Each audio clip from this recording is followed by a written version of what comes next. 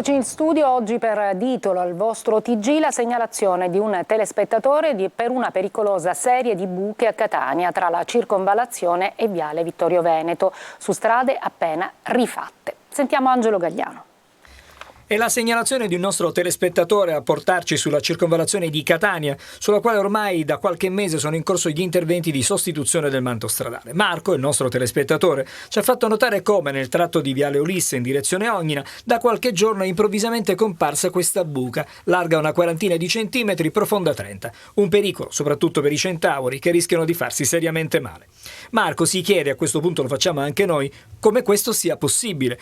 Quel tratto di circonvallazione è stato appena rifatto con soldi pubblici. Il cantiere, per il totale rifacimento della circonvallazione, è stato finanziato con circa 4 milioni di euro nell'ambito della rimodulazione dei fondi comunitari del Patto per lo Sviluppo di Catania.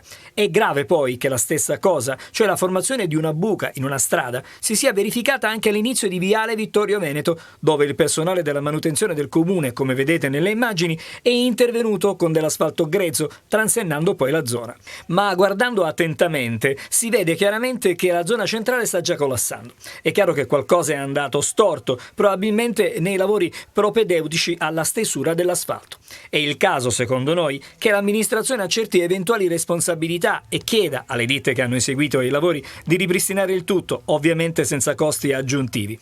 Grazie a Marco per la sua segnalazione e a voi chiediamo di continuare ad inviarci denunce a Ditolo al vostro TG al 342 745 5005. Facciamo sempre più attenzione a come guidiamo. Ospiti a bordo di una pattuglia della Polizia Stradale abbiamo documentato una mattinata di controlli alla tangenziale di Catania. Tra le infrazioni più numerose, la mancanza di copertura assicurativa del veicolo, le cinture non allacciate e il superamento dei limiti di velocità. Orazio Longo. Si può vedere qui che praticamente gli asterischi vanno a completare la barra. Ok, perfetto. Ci sottoponiamo anche noi al controllo dell'etilometro. Estate è tempo di spostamenti, di vacanze, di grandi flussi di traffico per le strade che richiamano gli automobilisti a una guida ancora più attenta. Ospiti a bordo di una pattuglia della Polizia Stradale, documentiamo una mattinata di controlli alla tangenziale di Catania. Questa è una vera e propria postazione di lavoro. Nella fattispecie stiamo controllando la persona che è stata fermata poc'anzi. La pattuglia è in grado di interrogare col tablet la banca dati del Ministero dell'Interno per capire se è a carico della persona controllata e vi siano dei provvedimenti in corso. Eccoli i dati in merito alle violazioni del codice della strada contestate nell'ultimo anno dalla Polstrada di Catania. Uno sguardo puntato ai limiti di velocità, ma a saltare all'occhio è il numero di quasi 1000 verbali per assenza di copertura assicurativa. Dovuto spesso alla negligenza dell'utente, a volte anche a delle truffe che l'utente, perché è capitato più volte di controllare delle persone con un contratto, con un contrassegno di copertura assicurativa, ma che magari hanno stipulato presso dei siti online che fanno questa attività fraudolenta. Ma non basta, tra i numerosi illeciti rilevati c'è anche quello della manipolazione del cronotachigrafo digitale per i mezzi pesanti. In maniera che la loro carta del conducente viene sostituita da un'altra carta del conducente, così effettivamente risulta che hanno fruito delle ore di riposo quando effettivamente non lo hanno fatto. Immaginate voi un complesso veicolare senza controllo per un colpo di sonno del conducente o altro. Per gli spettacoli al Teatro Greco di Siracusa tutto esaurito per il concerto dei Negro Amaro. Non solo musica ma anche temi di attualità con una condanna alla violenza sulle donne. Sarà sold out anche per le altre 2 date sempre a Siracusa. Emanuela Corsi.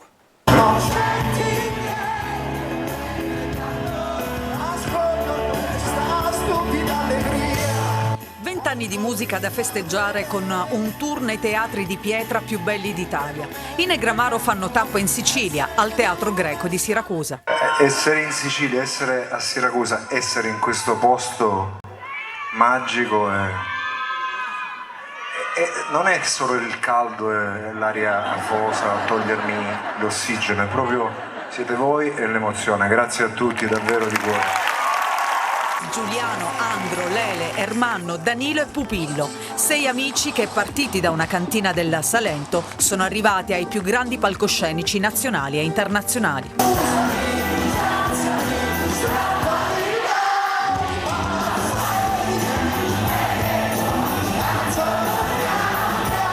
Biglietti a ruba e teatro antico tutto esaurito per le 3 date. La band infatti ha scelto Siracusa come unica tappa in Sicilia per 3 serate. Si replicherà anche domani e sabato.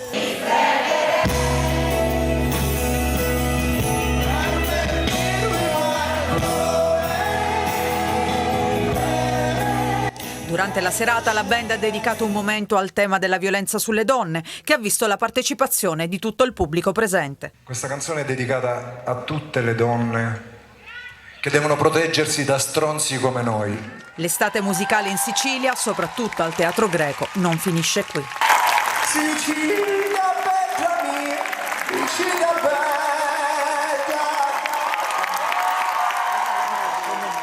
Ci fermiamo, una breve pausa, torniamo con lo sport.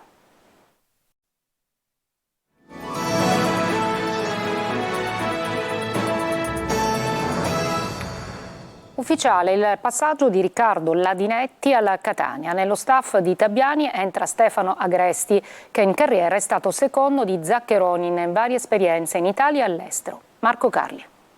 Un'esultanza di Riccardo Ladinetti, classe 2000, sarà al centro della prossima mediana del Catania. Al via la stagione dei rossazzurri con i primi giocatori già arrivati in sede come Rapisarda o Castellini o lo stesso Ladinetti. L'esultanza in maglia Cagliari Primavera 1 contro l'Empoli non è il suo mestiere il gol, sarà quello di dare una mano in costruzione al nuovo Catania di Tabiani che sarà presentato ufficialmente venerdì. Nello staff ci sarà anche Stefano Agresti, esperienza da vendere ad alti livelli come secondo di Zaccheroni in Serie A ma anche fuori dall'Italia. Ladinetti, già del Catania, riassume le caratteristiche che vuole Tabiani per il ruolo d'utilità tattica, capacità di far valere le doti fisiche e in questo caso anche gioventù. Tutte qualità mostrate con il Pontedera nell'ultima stagione di C, 62 presenze per lui in terza serie. Pronto per Tabiani anche Antonio Mazzotta, in questo caso si tratta di un ritorno per l'esterno sinistro, adesso 33enne, 8 stagioni fa, l'esperienza con gli etnei, poi Cesena, Pescara, Frosinone, Palermo, Crotone e Bari. Sostenibilità ma anche qualità come quella di Michele Rocca, anche lui a Catania e anche lui pronto per il primo giorno di ritiro che scatterà sabato. Primo allenamento previsto per domenica a cui parteciperanno anche il 2000 Milos Bocic, attaccante, e il centrocampista Roberto Zammarini. Portiere, bomber e centrali difensivi le priorità su cui la dirigenza del Catania sta sondando tutte le piste possibili. Novità attese nelle prossime ore, vietato sbagliare, sono ruoli chiave per dare al Catania le ambizioni che merita. Il nuovo tecnico del Messina, Giacomo Modica, è stato presentato alla stampa. Con lui presente il direttore sportivo Domenico Roma, assenti i club organizzati. Sergio Colosi. Il Messina di Sciotto riparte da Giacomo Modica e Domenico Roma, entrambi super motivati. L'allenatore ritrova la Serie C dopo campionati anonimi. Il direttore sportivo è una scommessa per la categoria. Sul fronte mercato tante trattative, ma di ufficiale soltanto gli arrivi del difensore Vincenzo Polito dal Potenza e dell'attaccante Michele Mausso dal Picerno. Accordo raggiunto anche con il centrale difensivo del Taranto Marco Manetta e con l'esterno destro Damiano Lia. Modica, dopo un triennio da capitano negli anni 80 e in panchina nel 2018 in Serie D nel primo anno di Sciotto, è alla sua terza esperienza in riva allo Stretto. Nutro un grande affetto, una grande stima per questi colori, per questa gente che tuttora continua ad amare il Messina in maniera da follia pura. Ci sono ancora almeno 5 capi tifosi di quando c'ero io, quindi è una cosa molto bella, mi emoziona molto e vorrei essere d'aiuto a dare un mio contributo sostanzioso. Dal 23 luglio ritiro a San Giovanni in Fiore fino al 6 agosto. Ci saranno i giocatori sotto contratto, da Kragel a Ragusa, da Ferrara al portiere Fumagalli, ma la sensazione è che il Messina rimarrà un cantiere aperto per diverse settimane, secondo le abitudini consolidate del suo presidente. È tutto per questa edizione di Sicilia 24, grazie per l'ascolto e buona serata.